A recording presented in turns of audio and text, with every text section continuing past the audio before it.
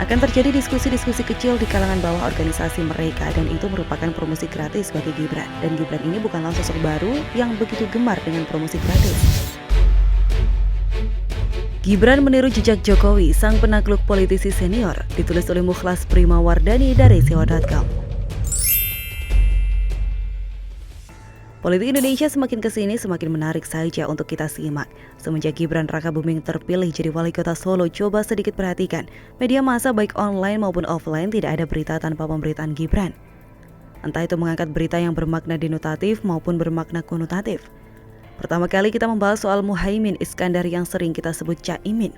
Kehadirannya terawal kali di kota Solo memang menggambarkan banyak isyarat. Memang Caimin hanya mengatakan bahwa itu hanya silaturahim saja dan mengucapkan selamat karena terpilih jadi wali kota. Tetapi ya begitulah bahasa politikus. Kita semua tentunya memahami itu. Kedua, kita membahas tentang sosok Fachri Hamzah. Sosok Fachri Hamzah dikenal luas masyarakat Indonesia sebagai salah satu pimpinan DPR RI dan sekarang menjadi salah satu inisiator dan juga founding fathers Partai Gelora. Kehadirannya juga menimbulkan banyak tanya karena semuanya tahu dia terkenal garang dalam mengkritik pemerintahan Presiden Jokowi. Dan asiknya ketika bertemu dengan kedua anak Jokowi di Solo, kedua anak Jokowi tidak sungkan mengatakan bahwa mereka ngefans berat sama Pak Fachri Hamzah, terutama Kaisang. Terlepas beliau suka mengkritik Presiden Jokowi itu merupakan persoalan lain. Seorang kepala negara dikritik itu sesuatu yang biasa terjadi. Setelah itu kita beralih kepada Menteri Pekerjaan Umum dan Perumahan Rakyat yang sering kita sebut sebagai Pak Basuki. Kedatangan beliau memang dibumbui dengan sesuatu yang tidak sedap. Bahkan hal tersebut sampai diangkat oleh Rizal Ramli di salah satu akun media sosialnya soal perilaku Gibran yang duduk di atas bangku lebih tinggi dari Pak Basuki. Namun perkara itu sudah usai dan saya sudah memberikan sedikit tanggapan melalui tulisan saya yang sebelumnya. Orang terakhir yang mendatangi Gibran Rakabuming Raka adalah Basuki Cahayapurnama alias Ahok.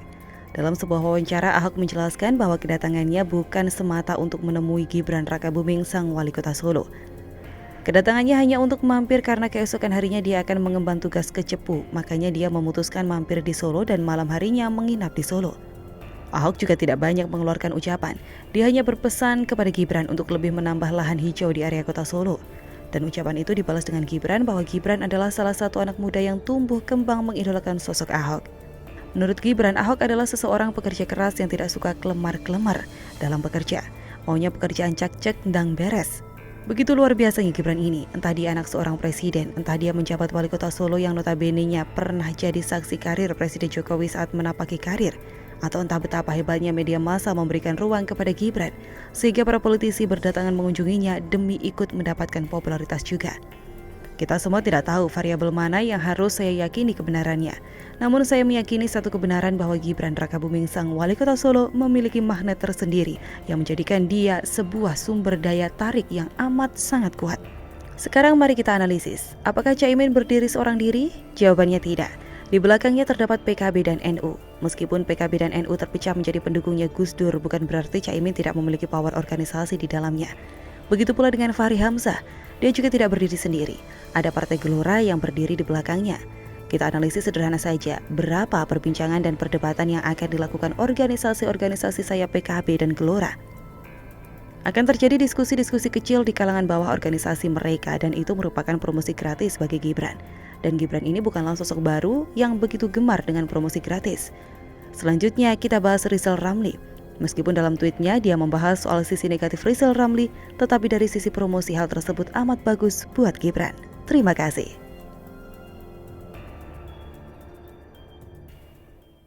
Saya kira peluang Gibran untuk menjadi pemimpin masa depan Indonesia sangat terbuka lebar, asalkan Gibran terus berhati-hati serta mau belajar bagaimana menjadi seorang pemimpin hebat baik dari Jokowi maupun Ahok. Gibran adalah titisan Jokowi Ahok. Ditulis oleh Ayas dari Sewa.com. Bagi saya, Jokowi dan Ahok adalah sang fenomenal. Kemunculannya mampu membuat Indonesia bergairah. Masyarakat yang biasanya sentimen dan antipati kepada politisi tidak berlaku untuk Jokowi dan Ahok. Keduanya mampu menjadi teladan dan idola masyarakat.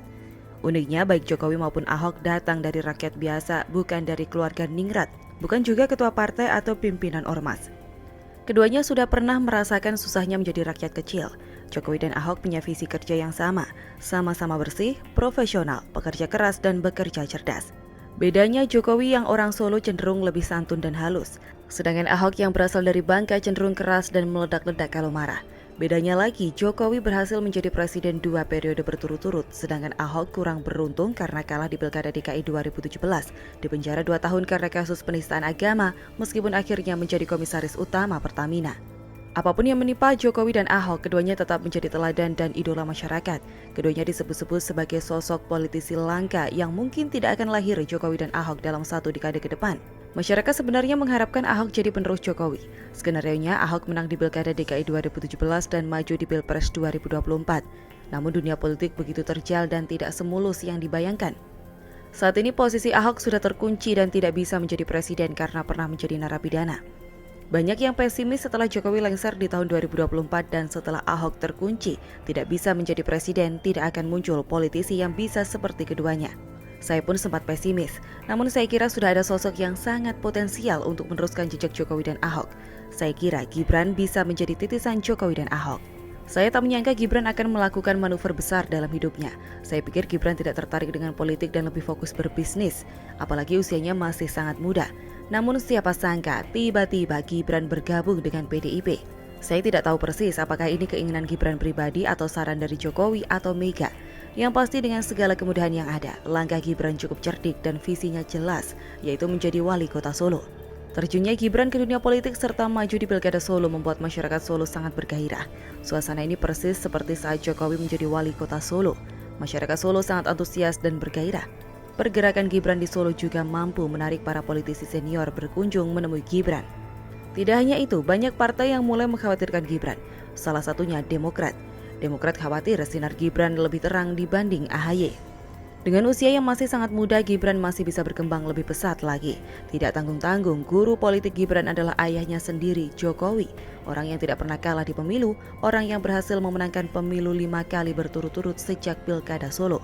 Gibran punya kesempatan lebih untuk menyerap ilmu politik dari ayahnya. Soal kesantunan berpolitik, Gibran bisa meniru ayahnya. Untuk soal lain, Gibran bisa meniru orang lain, misalnya Ahok. Ahok nampaknya menaruh harapan besar ke Gibran. Rabu malam tanggal 7 April 2021, Ahok berkunjung ke Solo menemui Gibran. Padahal sudah 9 tahun Ahok tidak ke Solo. Terakhir kali ke Solo yaitu tahun 2012 untuk bertemu dengan Jokowi. Gibran sangat senang dengan kedatangan Ahok. Gibran mengaku sangat mengidolakan Ahok. Gibran menyebut Ahok sebagai orang yang tegas dan cak-cek atau cekatan dalam menyelesaikan persoalan. Saat ini mungkin masih terlalu prematur untuk menyebut Gibran bisa menjadi titisan Jokowi dan Ahok. Namun 5-10 tahun ke depan, saya kira Gibran sudah jauh lebih hebat. Jika Gibran benar-benar bisa meniru gaya kepemimpinan Ahok dan Jokowi sekaligus, mungkin Gibran akan menjadi pemimpin yang lengkap. Cerdas dalam melangkah, santun dalam bertutur kata, sekaligus bisa tegas dan cekatan dalam menyelesaikan persoalan. Saya kira peluang Gibran untuk menjadi pemimpin masa depan Indonesia sangat terbuka lebar, asalkan Gibran terus berhati-hati serta mau belajar bagaimana menjadi seorang pemimpin hebat baik dari Jokowi maupun Ahok.